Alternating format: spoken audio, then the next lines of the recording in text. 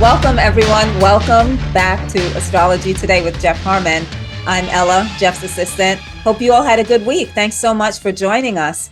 Jeff is going to go into something very interesting today. He and I were talking about DNA, our DNA, and astrology and souls and how it all ties together. So fascinating. He's also, of course, going to touch on our current energies. We all know that we just had a new moon yesterday, very early in the morning, 3:48 a.m. Our time, Pacific Standard Time. So I tapped into the energy, still feeling it. Hope you all are taking advantage of it because it's a great energy. So let's get started, Jeff. All right. Well, thank you. Yeah. As we sit in our world that gets more crazy all the time, and we now know, Ukraine and Russia. By the way, Sweden just put out a press release to their people in the country of Sweden saying that maybe for the first time in 200 years, they better prepare for war. This is all being precipitated by NATO encroaching into Finland and Sweden and all this stuff. I don't know all the details, but essentially Sweden sat out World War I and World War II. I know they definitely sat out World War II. So if I stand corrected, I know they sat out World War II. And the interesting thing is they're warning their populace right now. Again, this goes back to the podcast we spoke about earlier. Forget the politicians. Somebody's running something behind the scenes way at the top of the pyramid. And again, I always point to where does the money come from? So anyways, we got that going on. Also, you don't need me to tell you, but the Middle East situation's getting crazier. We just lobbed some more missiles and took out a bunch of installations in Yemen, all connected to Iran, and everything's encroaching.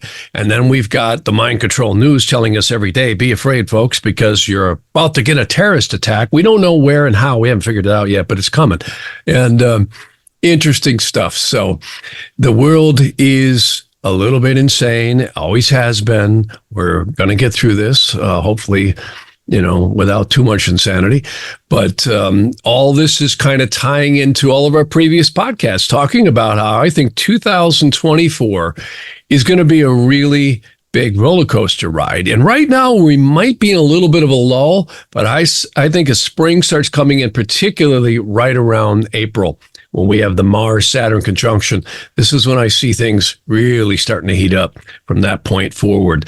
And the Vedic astrology, as well as the regular tropical, shows the same thing as well. So hopefully we'll get through this without any, total catastrophes. And the United States has probably one of its most challenging times ever in the history of its existence with the Pluto return. Again, that's either destruction or Phoenix rising out of the ashes. Let's pray and hope we are the second, because if we're the one before, we're in big trouble. But I tend to hold that divinity will hold this country together. I think that's what put it together. So that's why I do have a good feeling that this will work out in its final analysis in a better way than we think. And of course, last but not least, we got the elections winding up. We'll be getting into this a lot more. I want to do a detailed analysis on Trump and, of course, also the other candidates that are left standing once the whole situation is up and running. But we'll get into that political mayhem later. Touch on the new moon just for a second. I know last week's podcast was all about this new moon, but just for a second, because it is a very, very strong energy this time around. I definitely feel it. Good positive energy. It is. It's productive. That's the thing. And production can go for good or ill. It's all how we use it. But yeah, this was a very productive energy because, again, we had Mars trining Jupiter and very powerful right during the new moon. And also the lunar mansion it was in, as well as the aspects that it was making. It's very powerful. So all new moons are powerful, but this one in particularly was because it was the first new moon of 2024, which has a lot to do with setting goals. Everybody wants to set goals. We all feel this resurgence of coming up out of the energy of the winter solstice, which always tends to pull us down. It's a very powerfully, you could say energy that centers us at the bottom of the cross, if you will, in the northern hemisphere at least. So it's very, very powerful stuff. And I would say that this is a good time to set goals. And even though for most of us in the United States, it happened very early in the morning, it's a good time to be setting goals, planting seeds. This is a very powerful time between the new moon and 72 hours after. Very, very powerful. Yeah. So, yeah. Yeah, I'd love to encourage people to tap into that energy. It's so important and so helpful. It really is. And it brings us to the topic today because, it's interesting. Back in the 80s, I had a gentleman come to work for me at the studio that I had. I had a studio, which was a lot of fun. I did all kinds of work with, audio and film and video production. And I had this old gentleman come in. His wife had just passed away and he wanted to set up a laboratory underneath my studio. And I'm so glad he did. He was actually one of the most amazing men I've ever met. He was born in the early part of last century. I think it was like 1916 or something, or maybe a little earlier. But he was in World War II on a research team that developed plan position radar. And ingenious. He was actually flown over to England and France, and he was training pilots on, how to do all this stuff prior to Doppler radar, which later merged into Doppler radar. What I loved about him is he and I would talk about science and deep physical things. He was an absolute genius. He was, again, one of the head research teams in the military on this. And I've never met anybody who knew as much about electronics and physics as he did. And I have to say, he really gave me a foundation that I would have never gotten otherwise. And it brings up our topic today, which is DNA, spirit, and astrology and souls. And how does that all relate? Well, one of the things, we were in a coffee shop late at night, and we were talking, and he brought up Sir Francis Crick. And for people who don't know, Francis Crick, James Watson, and I think it was Rosalind Franklin and Raymond Gosling in 1953 had come forward with the discovery of the scientific analysis of DNA. Here it is. This is the codes of life, right? And they won them. I think Crick won the Nobel Peace Prize, and the others might have too, but I know he certainly did. And he, everybody said, "Oh my God, this is it. We're going to know everything about everything," right? And he got up and he said, "Maybe in 1,000 years we'll figure out just what we did." But I have to say, they did crack the code.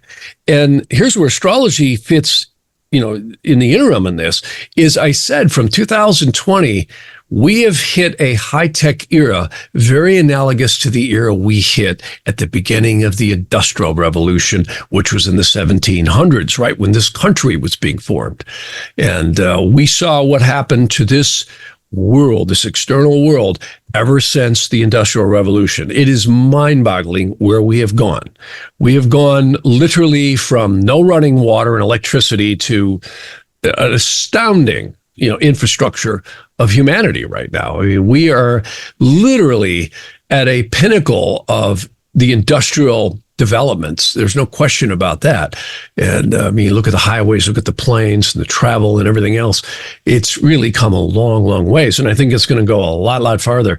And I think the technology era we're in brings that to focus. Again, I've mentioned we have heard the words AI constantly. It has now become this new focus. And if anybody looks back, you never heard it quite like this before 2020. I mean, sure, it was there, and a lot of technology development was going on behind the scenes, just like it was in the late, 1600s into the early 1700s. It was all beginning. Steam was developed, etc. Well, we're in that same era right now. And why do I bring up DNA, soul, spirit, and astrology? Well, here's an interesting analogy. When you look at DNA, it's absolutely stunning how complex it is. The military right now is actually developing microprocessors using DNA rather than the substrate of silicon. Why? Because they've hit the wall as fast as they can go with computer technology. Now they're moving into the actual building blocks and genetics of life to transmit and hold data. And not to get heady here, but I did some research into this, and there's one book people might be interested in. It's a book called The Hidden Universe. It's by Anthony Peake. It's really a great book. And he touches upon that, and he mentions Francis Crick and many others in here. And one of the interesting things about this is that this is nothing new. When we go back through history, the Egyptians, one that's really notable is Aristotle. Aristotle had definitely tapped into this. He had said there was something he called teleology, which is a strange word, Greek derivative, that basically says there's a force that's igniting life that's beyond anything physical. Well, this is what Francis Crick, I believe, was drawing a parallel to when he said maybe in 1,000 years we'll figure out just what's going on. Now, today scientists are saying, oh, there's nucleotides and all this, and they hold all this data, and proteins are the foot soldiers that make DNA work. So you can get into all that stuff if you want to research it. It's really complex.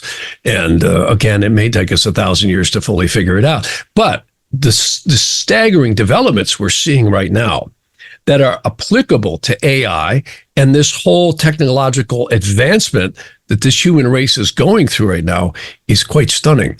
And that is, they're finding out that DNA is like a digital, you could say almost hard drive that holds each one of our own unique individual differences. We all have certain heights and looks and different types of skin colors, all that. All of it is encoded in the DNA, and it's really stunning, extremely deep stuff. And they were actually mentioning, when I looked at the amount of data, the Harvard University actually did a study that's really amazing.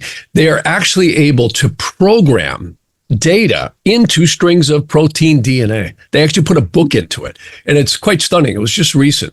And I think it was like 2019 they pulled this off. So we're at the very precipice of diving off the diving board into some of the extremely complex worlds of divinity's creation of this whole world. You look at animals and plants and mineral, it's stunning. All of it has DNA codes, especially anything living. But here's where it stops and it hits the wall. You know, science will tell us, well, you have a DNA genetic code, and they're right. I mean, they just discovered a guy out, I think, in Virginia who they suspected as murders. But now, I think 8 or 7 years after his death, they proved by his DNA, which lasts, by the way, all of our DNA, they say, lasts up to thousands of years in the bones in different places. It's pretty amazing stuff. Anyways, long story short, they were able to prove he committed some very heinous crimes. And, you know, not that it ever brought anything back, but at least gave resolution conclusion to these cold case open files. So this is the stuff that's going to keep increasing. We're going to see the world get like Minority Report here in a very short order, I think. And it's good from one standpoint that it does keep honesty and it keeps people accountable for horrible actions like this. But where am I going with all of this? We hit the wall right when we end with, well, what's the difference between DNA or these physical bodies that we're living in and spirit and consciousness? That's where it hit the wall.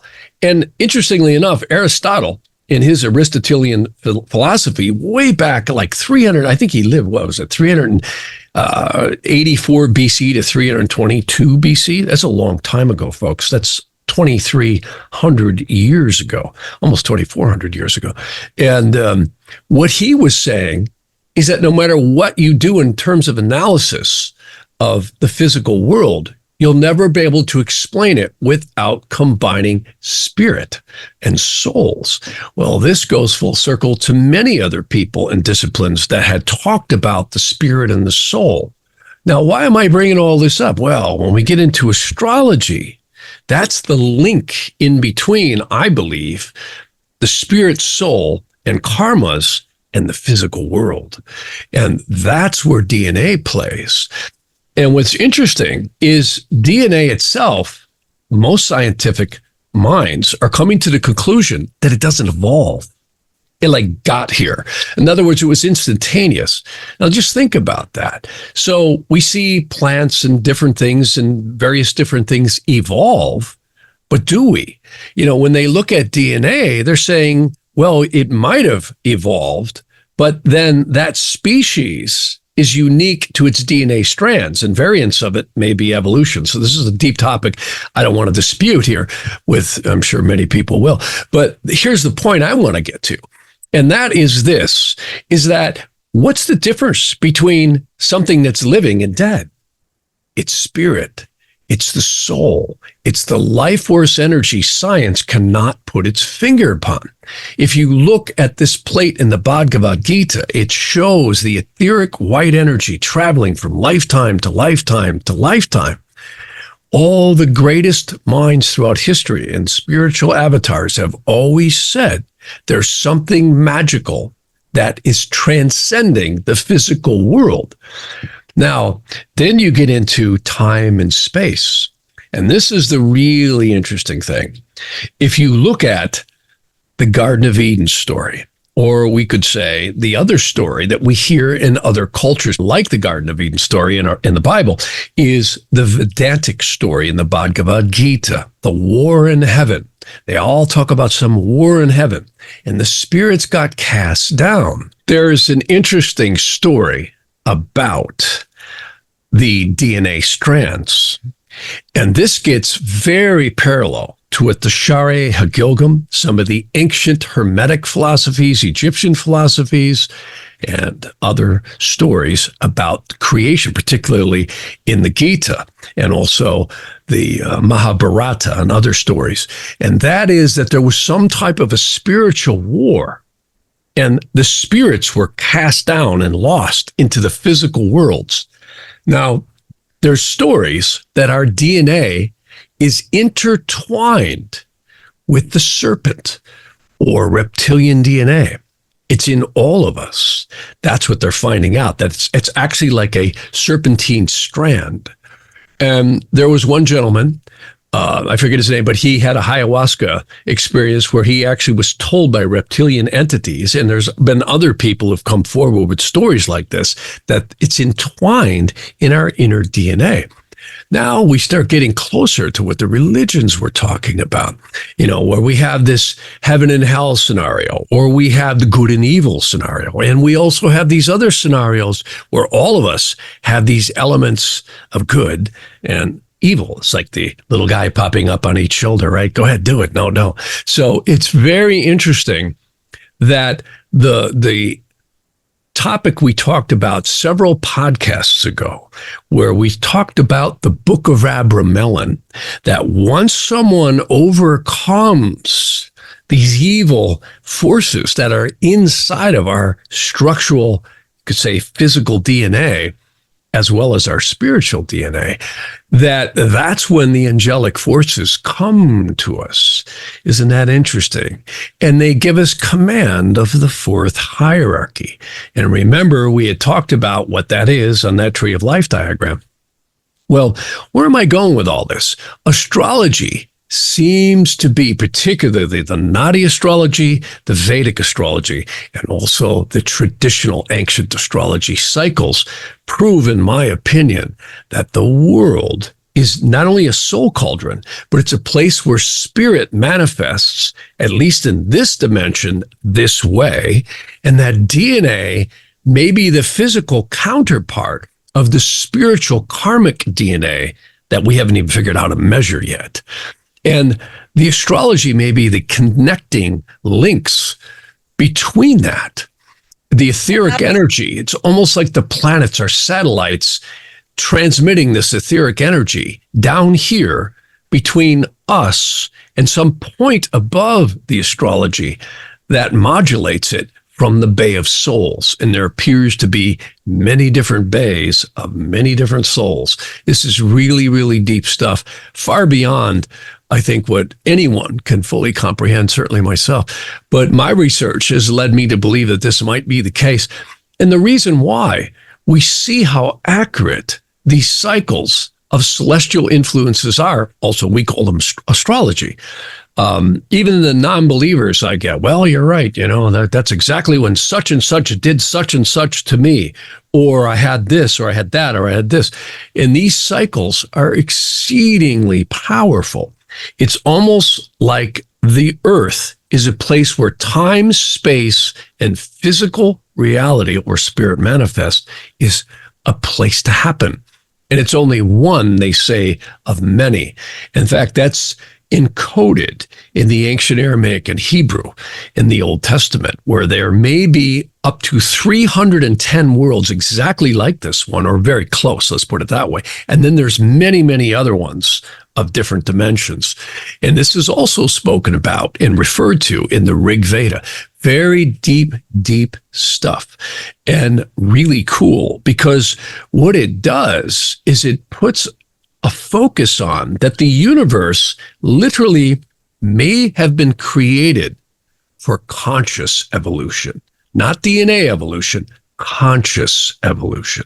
And there is the crux of what I wanted to talk about today. Yeah. And that karma plays into that, doesn't it? And when Totally. Absolutely. And when you look at someone's birth chart, that is the DNA is in that, right? We could put it that way, in a sense. The DNA is in the birth chart, because you see the soul's journey from the beginning, middle, and end. Yeah.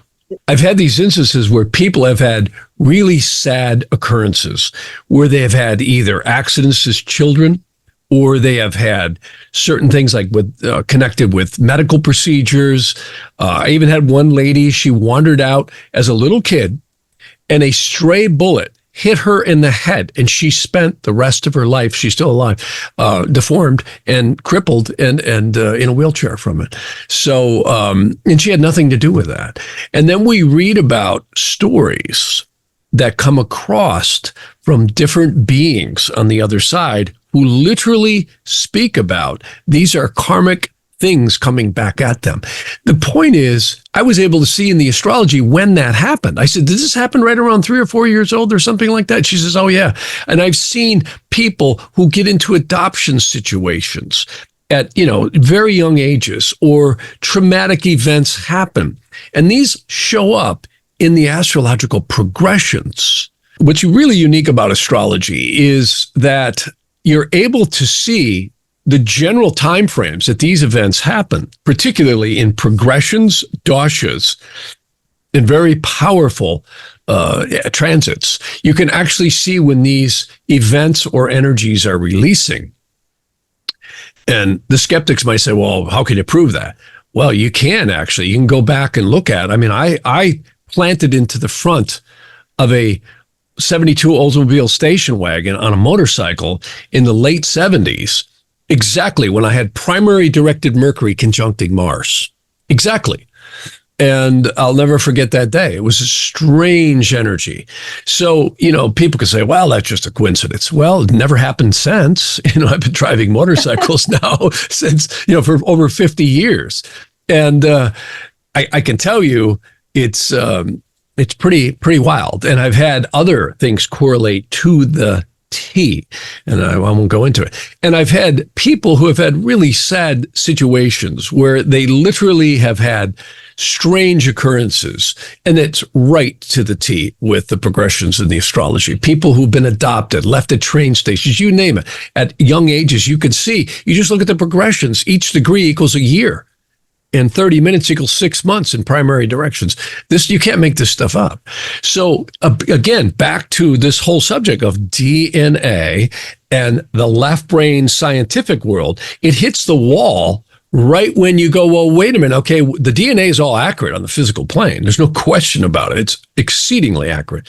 And we're just beginning to understand just how incredibly divine and complex it is to hold the amount of data. Just to give people an idea, I think a strand of DNA holds something like, 455 exabytes. Do you know how huge that is? That's like 4 or 5, that's like 5 or 6 orders more dense than any computer technology that we have right now. That's how complex our DNA is. It's absolutely stunning. I mean, when you look at it, it's breathtaking. And this is what they found out 71 years ago, Sir Francis Crick and the rest of them, when they cracked this whole thing. And now we're beginning to see just how accurate it is. Look at science, look at crime, look at, genetics. They're trying to help, to unlock certain genetic deficiencies, which I'm sure that they playing around with it will. And God only knows what's going on underground in some laboratories, in some military operation, because I've heard it's pretty formidable. Oh. And of course, this is where the whole cloning thing comes in and everything else. But that's where it hits the wall, is at the end of the physical, because nobody can ever extend life or the life force energy past its given time. And isn't that interesting? There is no time. So this gets deep. I mean, we can go down the rabbit hole forever with this. And again, Neo put his, little disc in the book. And this particular guy, I didn't go into this, but he, Jean Baudrillard, was a French journalist. He was really an amazing guy who wrote this book about that this whole world may be some type of a spiritual simulation. Of course, the Matrix took it to a very digital level. And not that DNA doesn't operate just like digital storage. It's actually binary. But I think it's much more complex than we'll ever know, because there's a link between the spiritual realms, which is where I think astrology plays, and souls and spirits that fits into that. And the angelic forces that tie us into these bodies at first breath seem to be very, very aware of this. And we'll talk about another thing. By the way, I'm going to be giving a talk about this same subject in a more deeper way at the Whole Life Expo. And you can get tickets on the link that I've got attached here later. So, but yeah, this is fun stuff to speak about. And it really, I think, sets us back to look again at just who are we? Where the lower conscious mind is so blocked in general from this. And the more we incarnate, it is believed, the more we break the veil, we punch through it, we start realizing that this is just an experience. I don't believe it's just a simulation. It's far too divine for that. It's far too real for that. Drop a brick on your foot and tell me it's not real. It's real. But I can tell you that it's not us. It's an experience that we have somehow agreed to play in. And if all of this research is true, and I believe it is, like the Sharia Gilgam says, at some point in what we like to call time, all these incarnational experiences will rejoin in the wisdom of the soul and then in the Godhead of the soul, which is really pretty wild stuff. Pretty wild, pretty wild. I keep reminding myself all the time that it's very clear to me that we're a spirit manifest. We are that. Everything is that spirit manifest. And, it's really creepy when you talk about what's going on underground and all the cloning and all that. I've always felt, just leave it alone. Just leave it all alone. Why do we need to do all this? I think it's been going on a long time. This is what the Book of Enoch talks about, the flood of Noah. I think this has been going on a long time here. Too long, really too long. Really such an interesting subject to talk about, and very, compelling. It really makes you think, what are we? What truly are we? Spirit manifest. And then there's all the stuff that's, all the stuff. Oh yeah, you look at the reality. Yeah, you look at the reality machine we're in. It's really amazing. That's why I love the opposite end of the spectrum with George Carlin. Get out of the way. Get out of the way. Get to the right. Get to the right. More for me and less for everybody else. It's the egocentric game, of what you can get. And after you conquer the world enough times, you realize you ain't going to keep it anyhow. So. And I think that's where spirit and consciousness raises. I really do. Yeah. Well, it's that egocentric game that blocks us from truly understanding that we are spirit manifest. It's all the games that are going on. You're exactly right. Pretty wild. Pretty wild. Thanks a lot for this, Jeff. Thanks a lot. And thank you all for listening, watching. You know, we're on Spotify now. So have a great week ahead.